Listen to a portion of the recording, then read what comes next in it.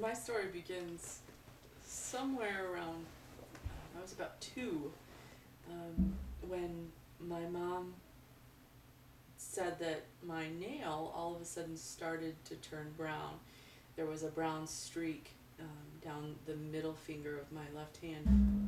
And I was too young to communicate what had happened. She thought I had slammed it in some toy or had hurt myself, and kind of watched it, and it just never went away. And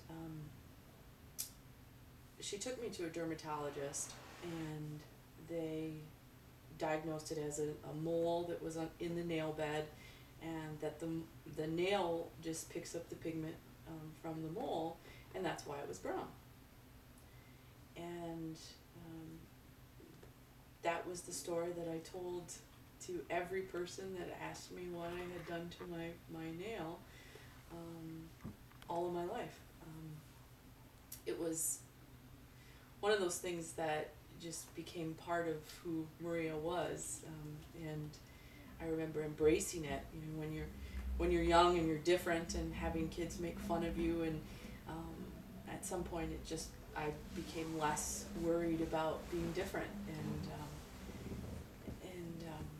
I was in my 30s when it was the first time I ever thought that maybe it wasn't a mole.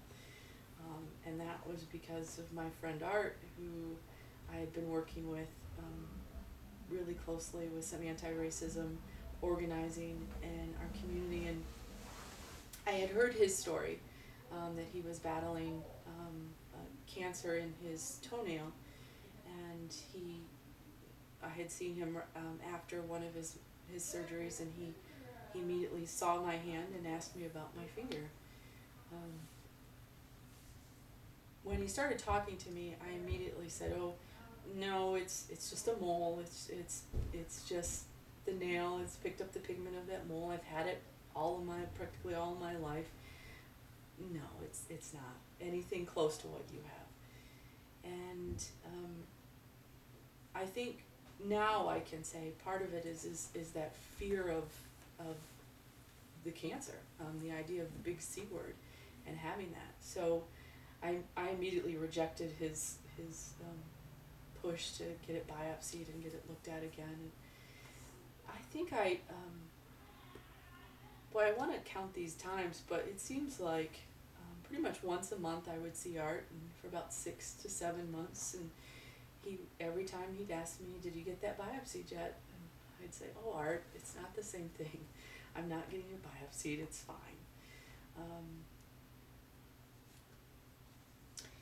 And like I said, about 6 to 8 months went by, and I don't know what drove me to just ask the dermatologist to biopsy it. Maybe I was tired of fending off the Art's concerns. But I never thought that it would come back as being anything other than that mole that was just in my finger. So when I got the call back from the dermatologist that it in fact was a melanoma, and that they really didn't know how to treat it, being here, and wanted to send me to the University of Michigan Cancer Center. That phone call was I took the phone call at work, and I remember just being frozen for a while and thinking,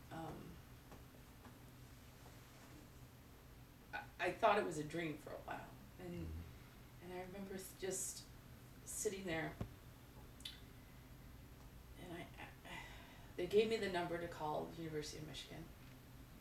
And I was thinking, who do I call to tell this to? Who's the first person you call? And do you want to tell anybody? I didn't tell anybody that first day. I just kept on working. I think part of me just wanted to forget it. And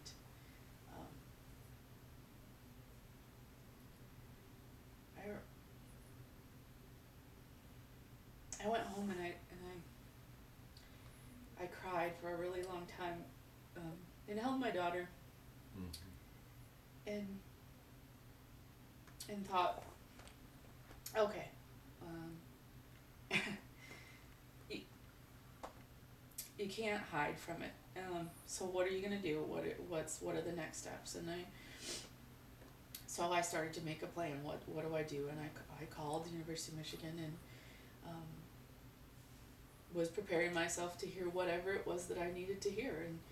And the next couple months, I went back and forth to Ann Arbor, talking to them about this particular melanoma and what were my options. And the initial biopsy had shown that it was in its early stages. They believed that it was what they call insight 2, which in stages it would be stage 0, which is the best kind of cancer to get. However, the only way to treat it would be to amputate my finger. And I met with the plastic surgeon, and I remember, this sounds so silly, bartering with him about and negotiating how much of my finger he really had to take, because he went in saying the whole finger, and I said, well, wait a minute, let's talk about that. How much of the finger do you really have to take? And he finally gave in and said, well, you do realize if we're going to have to biopsy it again once we amputate the fingertip, and if it demonstrates that it's actually progressed further than the initial biopsy told us, that we're going to have to go back and take more of the finger. And I said, well, yeah, but if it shows that it's progressed further, we're going to be talking a lot more than my finger probably, right? And he said yes. So I remember my parents laughing at me about that I was so intent on keeping as much of my body as possible, but unless you've been in that predicament, you want to be as whole as you possibly can, and you want to maintain as much of who you are in your body. So I'm sure that other people would say that I'm not so silly, but so the biopsy came back and it had demonstrated that it was in its early stages, and I was grateful.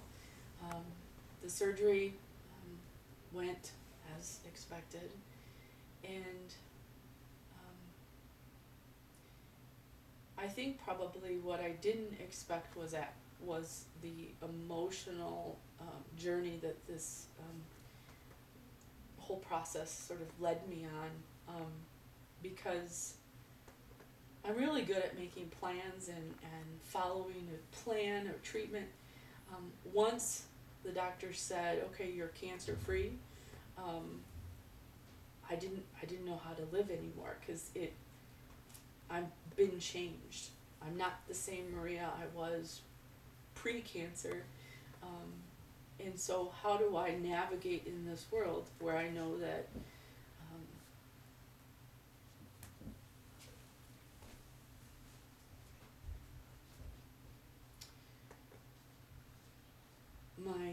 that fear sort of creeps in and can overcome your thinking, and I needed to manage that fear. I needed to manage some of those concerns about, okay, you've had the big C diagnosis, now what?